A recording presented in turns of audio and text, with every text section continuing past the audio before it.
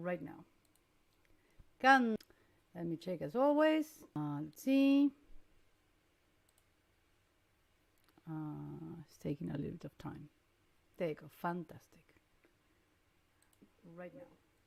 The a lesson, melody. I've seen melodic archetypes, the relative importance of the notes. You already know how. Yes. Everything in one single line. Yeah.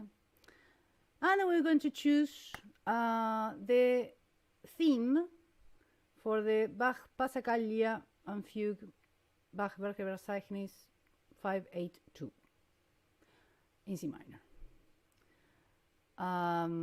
First of all, someone knows that? No? It's for organ. No worries. Someone knows,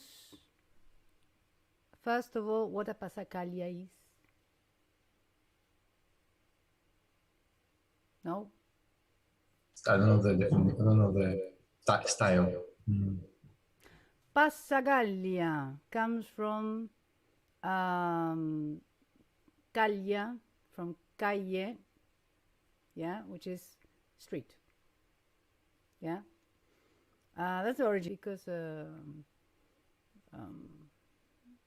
comes from a dialect in Spain. But it's pasar, calle. Has a drone, yes, a very, very low, yes, like a bass ostinato, yeah, that repeats itself, yeah. And I mean, it originated in then it turned to a form, yeah. Usually it's in triple meter, yeah. So is that it has a very simple. When I say simple, it's not very complex. Let's see. First of all, we're going to listen to it. 1 second. Yes. So you see, at least the origin. Yes. So what a passacaglia is. The passacaglia is also related to the chacon. Yes. The chacon is also triple meter, and it's another dance of the Baroque. Yeah. So you have passacaglia in C minor. Yes. Tema fugatum. Yes. 582. We're not going to listen to everything. Just saying. Yes. Just the beginning.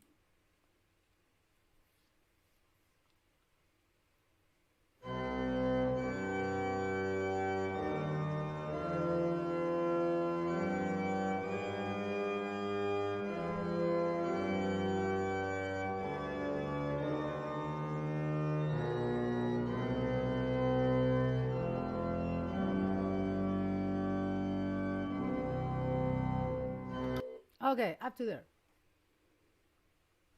But naturally it's in C minor at the end. The G, C at the end. Yeah? So the theme, a little bit lower for me. Yeah? And then the cadential formula, 4, 5. Of that, yeah, it's going to, they're going to have variations. Yes. Now, any chance you know why this is written in with 3 steps?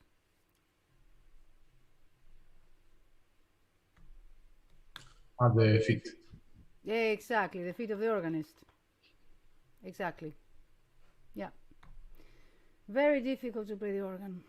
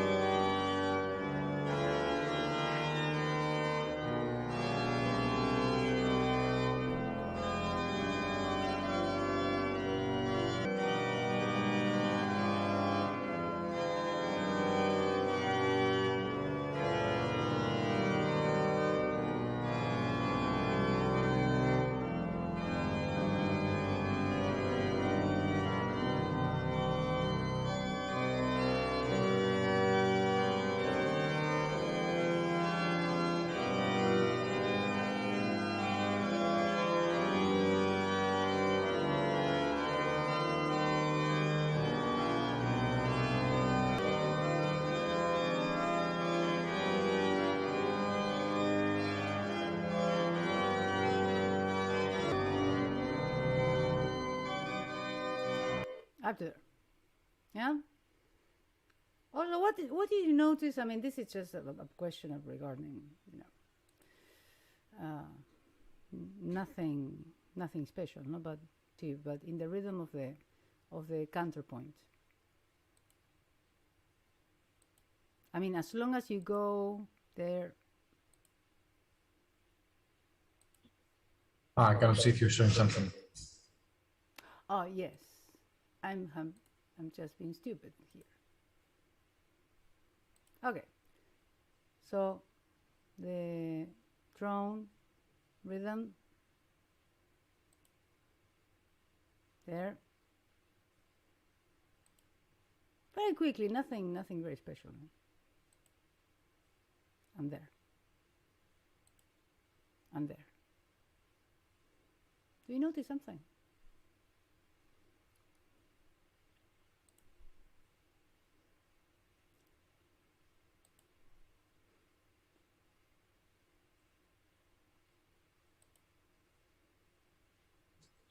I mean, if you had to describe how the rhythm behaves. There are shorter values. Yes. Appearing. Very good, Georgios. Absolutely. He was so clever. So you have, first of all, you have suspensions. Everything is about suspensions, escape tones, quavers, and he introduces just one semiquaver, papam, papam, which is a diminution of the main, that we're going to see, the main rhythm. Pam, bi, da, da. Short, long, short, long. This is short, long, papam, papam. Yeah?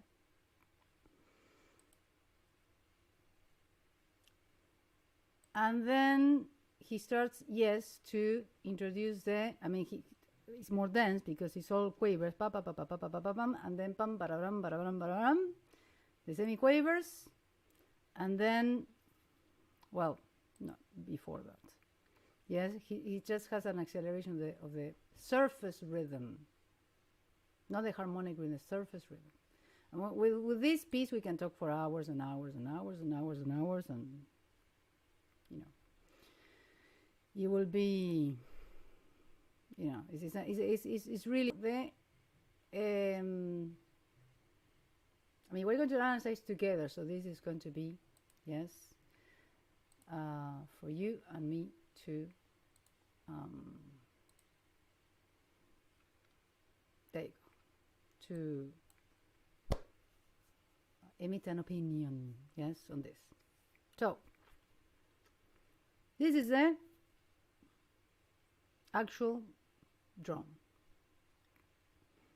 Yeah. So with this, we're going to apply everything we have studied before. Yeah. And let's see if you can apply, yes, what we have studied. Yeah. So first of all, what do you notice about the length? I mean, the other thing is a C minor, and the other thing is that it's a triple meter. So we're going to, now we are beyond that. Yeah. Length of the drone.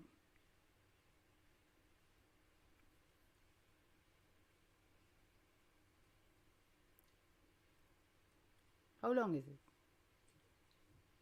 How long it is? Yeah, how long? Not very difficult, what I'm asking. 8, no? 8. Yeah, there you go. It was so simple that maybe you were thinking about something else, but no, it was that, just that. Yes, how long it is? 8. Good, because we're going to see something related to that. First of all, it's a typical, yes, length, 8 bars. Yeah, but now we see it as typical, by the way. Yeah. Okay, 8 bars, good. Now at the end, yes, I was saying that it has a cadential figure at the end, but this is very characteristic of the Passacaglia. Yes, pam, pim, pam. So you have a clear excursion, let's say, that starts here and ends here. And then this is the cadential figure. So we're going to be concerned a little bit here. Yes? Now, what is the melodic excursion in this passage, in the first one? Not the cadential figure. Melodic, what? The melodic excursion, something that we saw in previous lessons. Words. What's another word for it? Let me translate. I don't understand this word. I don't know, range?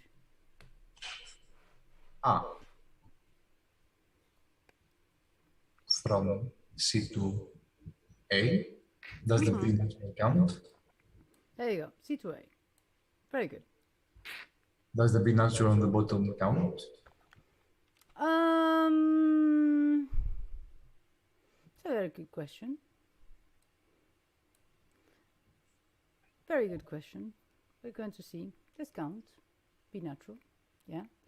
So mainly we're going to say that mainly as a fifth with a note, one semitone above that main interval that expresses at the beginning, and a semitone below it.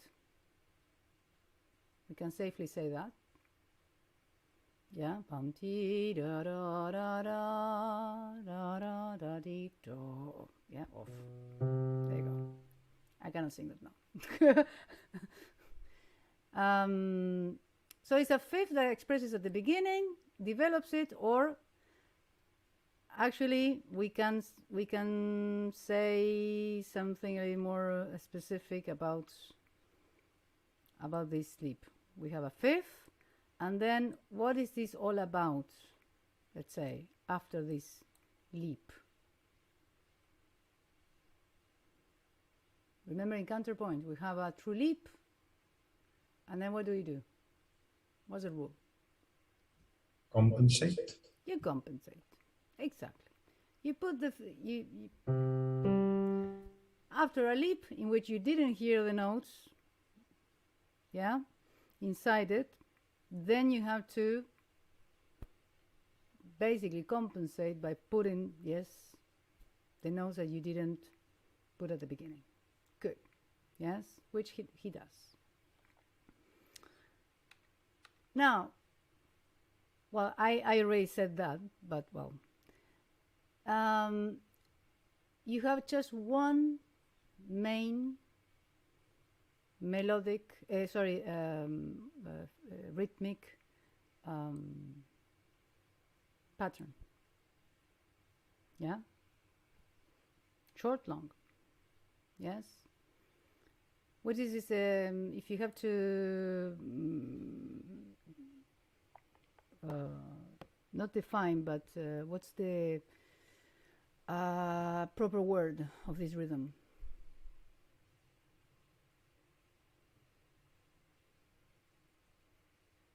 Yeah, it has a name. I didn't know it has a name. Yeah. And it comes from Greek, so you should know it. The anacrusis. Yes. Anacrusis, exactly. I mean, how you're not above anyone. You should know it. I mean, in English they say upbeat. Yes. So it's a permanent upbeat. The analytical process we have just described. This is the first step. I mean, we have more now, but this is just description. Yes, when you're analyzing something, please be careful between a mere description and true analysis. Yes, because it's not the same. Now here comes the important question. Why do you think that he uses an anacrusis to be the main rhythmic pattern in this drone, in this particular piece? Now the difficult part. You have to think now, basically.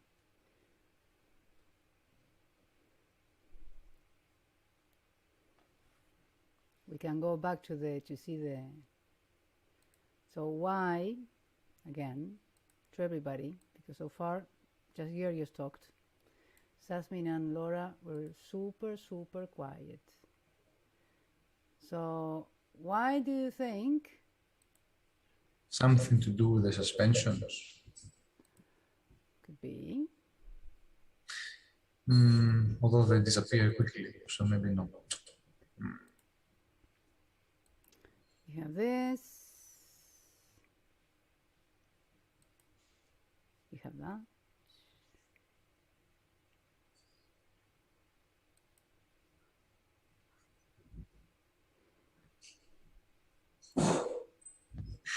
Why does he use an upbeat?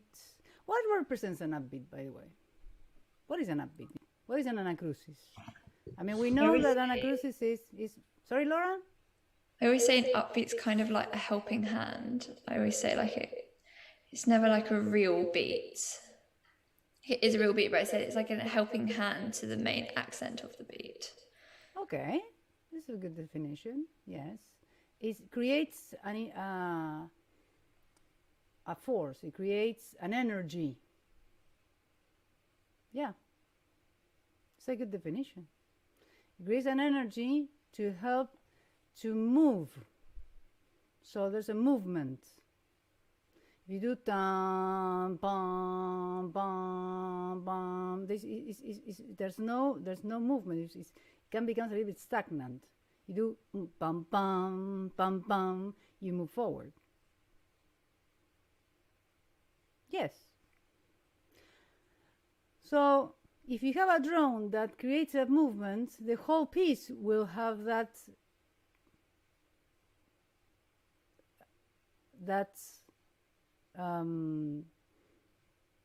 energy, and it's a jump here, that, as I said, after, and then pararam, and then parabam barabam barabam barabam.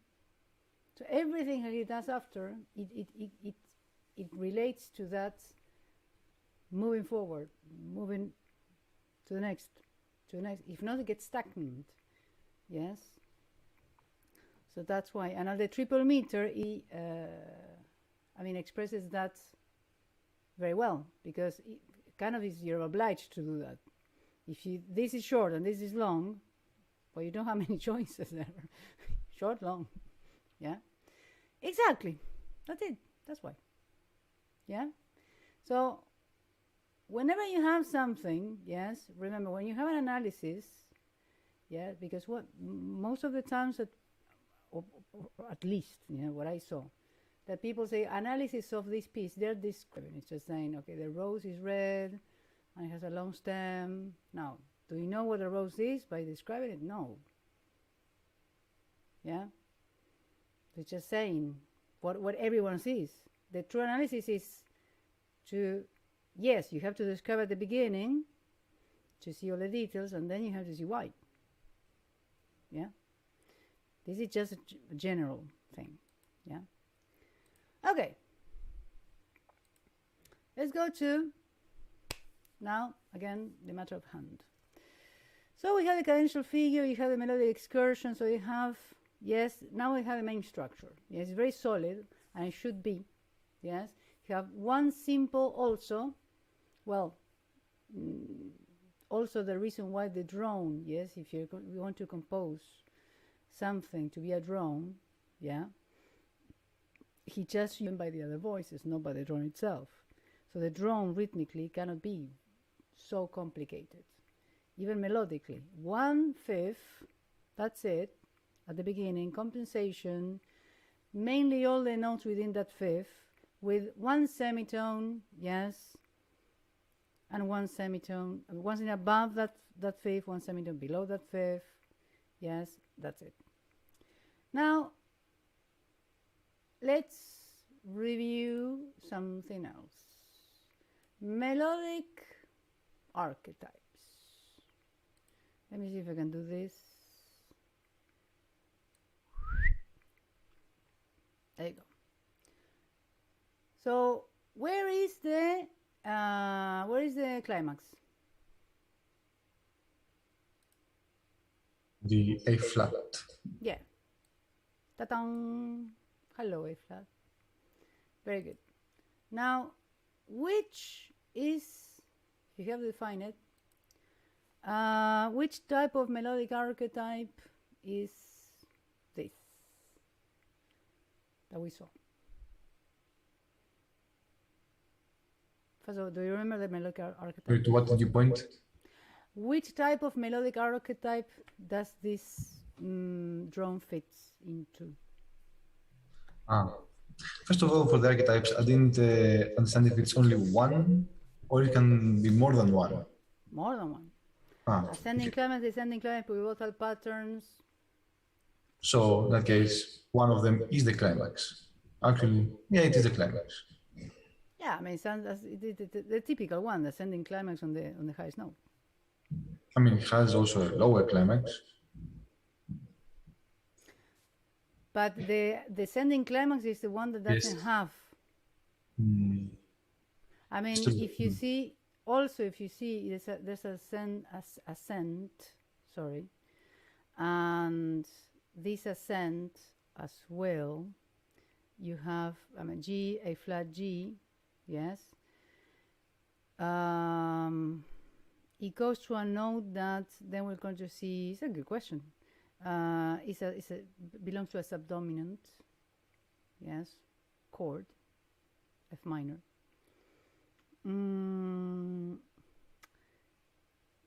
The B,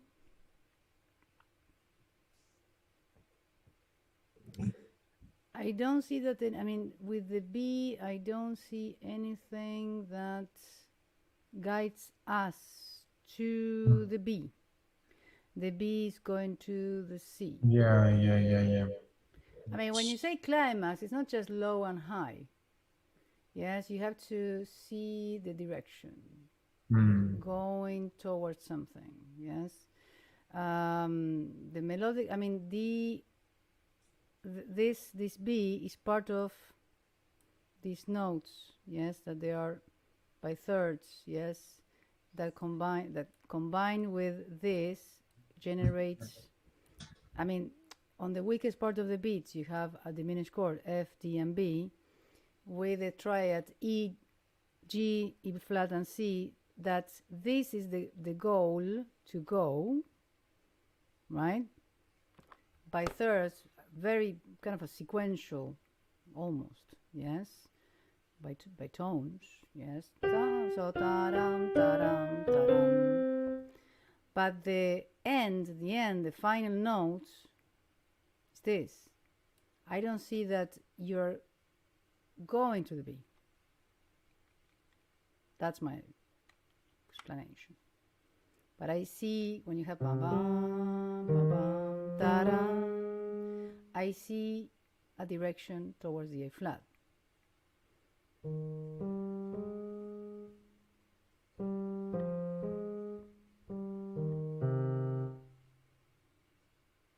That descends down. That's why I wouldn't say. And also one thing that is also important: the climax has to gather certain characteristics that we saw on the relative importance of the notes. So if this is a climax, according to the list that you saw in the relative importance of the notes, it's a list of 8 points that you have to memorize for life. Because though that list of 8 points, you're going to see it, I mean, it will help you to make decisions of which note to stress or not. Sasmin, for example. Which are the characteristics that makes this A flat a climax according to the relative importance of the notes, naturally? This is the highest? The highest, yes, good. In the segment or longer passage, yes. What else? Remember, in order to be a climax, you cannot have just one. Yeah, one point. Yeah, you have to take several. It's the highest notes. It's long. Long, very good. And it's A flat. what's the reason why it's A flat? I don't know, the key signature has B, E, and A, and it's one of the key signature. No? Not relevant? No? No. Then no. I mean, I think you're onto something, but you're not being able to express it.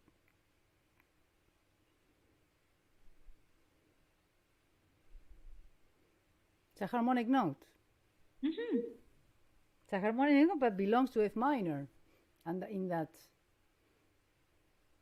at that point, we are in a, it's a subdominant. You start in a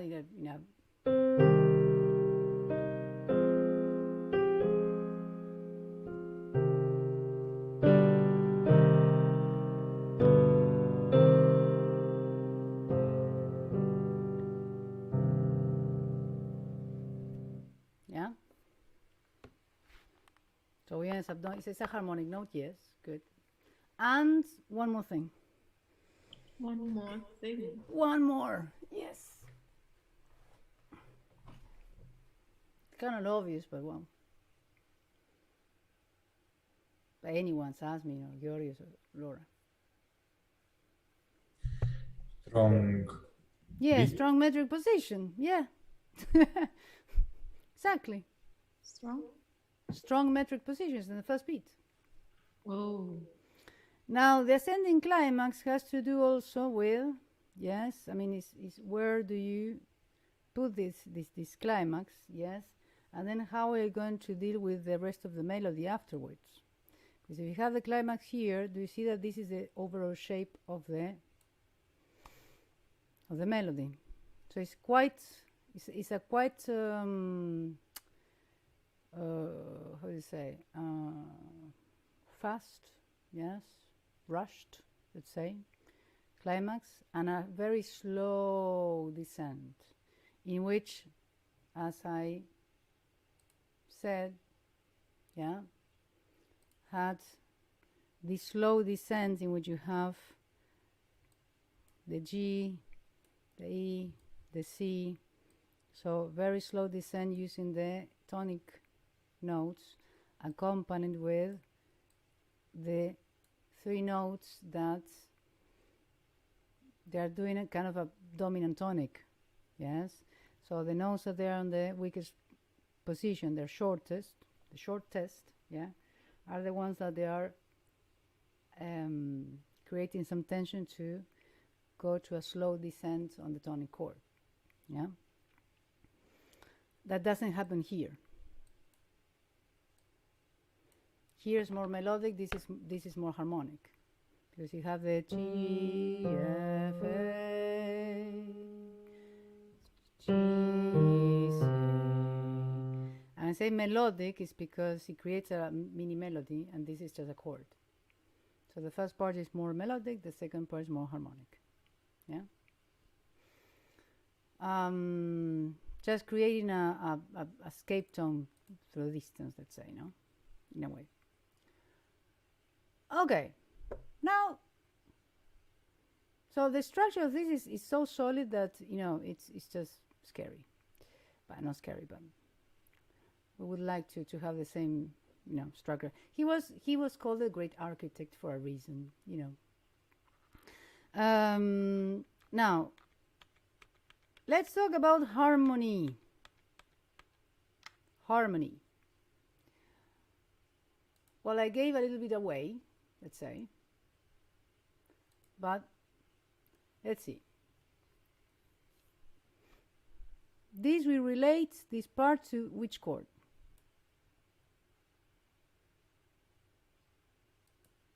I don't think I can hear you, Georgios. I'm not sure if I should answer because why not? Tonic. Yeah, tonic. There you go. Now, this part is related to which chord?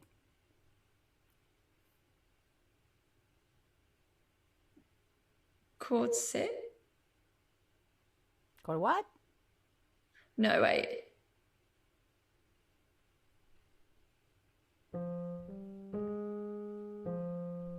Chord 4? Yeah. Subdominant. Very good. Then you have Jasmine. This chord. Sorry? 5. 5. Very good. And then Georgios, you're up. You said it is 1 5 1 5 1 5 basically. There you go. And then this. Wait, I'm in the way. 4 5 1. Yeah. So that one can be 1, then 5, then 1, then 4, then 5, then 1. Now, one thing that we should also take into account is that in this part, 5 1, yes, and specifically in this 5 is the first time and only time that we don't have any anacrusis. Yeah, it's letting the listener know we are coming to an end. Yes, because it's not moving forward. Yeah, careful with that. Okay, so in general view, yes, and remember that this is a cadential figure, yes, but what can you see about the rhythm, of the harmonic rhythm? What is a harmonic rhythm, first of all? Accelerating. It's accelerating. How often we change chords? Exactly. How often it changes? Very good. Now, that doesn't match with the melodic climax. So there's a divergence between harmony and melody. So when you're resting, let's say, when you're slowing down, you're going down descending pattern melodically, yeah, is when you accelerate the harmony. So those things are very noticeable, let's say, when you start analyzing it. It doesn't come obvious, yes, it doesn't strike you as the melodic one, but it's a very subtle point in which, in composition and in analysis, yes, we should take into account as well. Sometimes, yes, it's not about the melody. Sometimes these layers or contributing elements, yes, are combined, right? Or less. So this is, I mean, apparently it sounds really simple, but it sounds simple, yeah, because it's very well built. Everything falls into place, yeah. Now, let's see now the example that I analyzed. 1 second, please. Right, that. Okay, now we have the melodic analysis, harmonic analysis. Yes, when you're analyzing something, please, because this is going to be one of your tasks for next week. I want this very neatly done. Yes, if you're analyzing something, I want exactly that. Yes. So you have the melodic analysis, on another step the harmonic analysis, yes, and every single little thing that we have discussed. We have the melodic climax, we have the upbeat initially, steep ascending motion towards the climax, as we said. Yes, it is 1 4 1 5 1 5 1 4 5 1. Yes, acceleration in chord changes defines the harmonic climax, not the melodic climax. This is the harmonic climax, this is the melodic climax. The melodic climax is a point in which is done by steep ascending motion towards the highest notes, and then the acceleration is much more subtle. The cadential figure, yes, Rhythmic deceleration provides an effective completion of the cadential figure by the dotted minim, which doesn't have an upbeat. Main melodic excursion is C to A flat. Overall is A to C, but remember that the cadential figure is not part of the main melody. Yeah.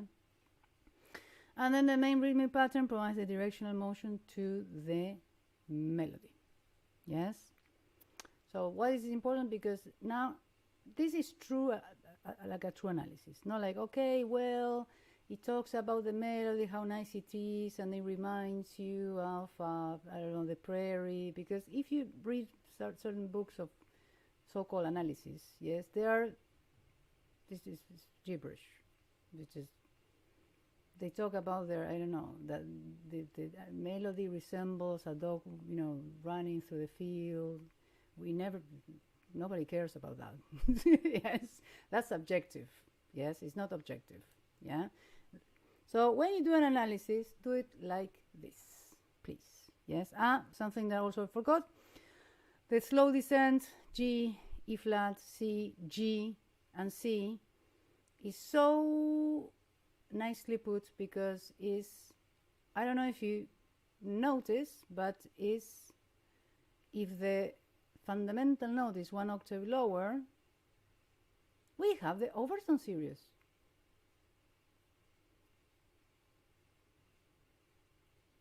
I bet he didn't know, but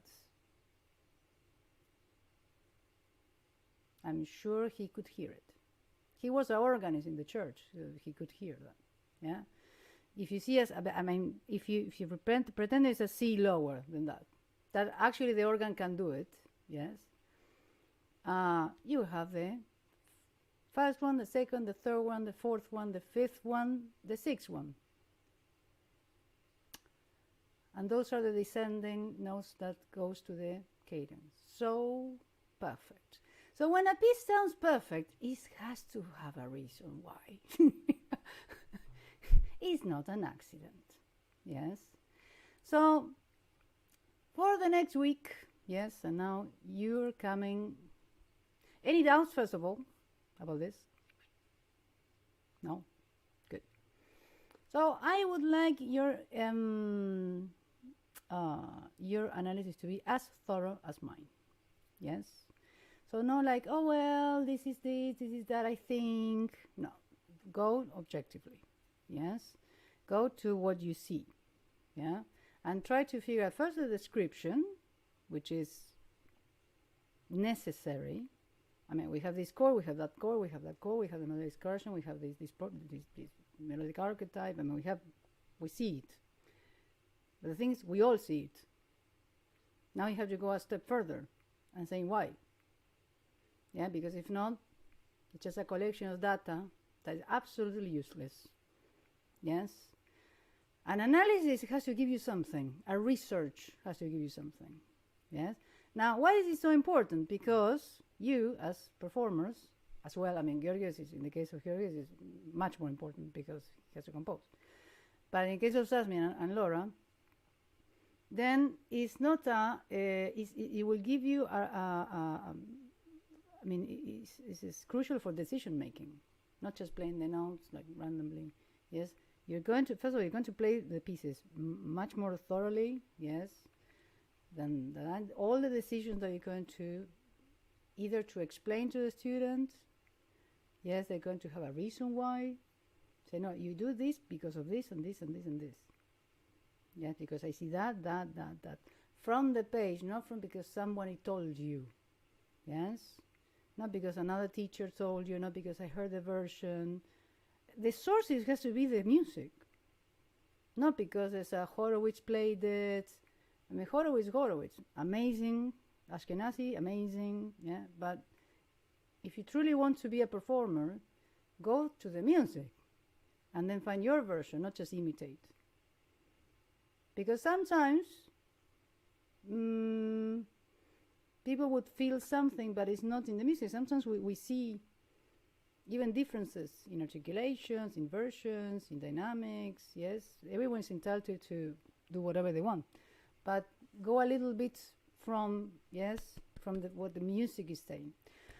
So for the next week, you're going to have some homework. I will pick one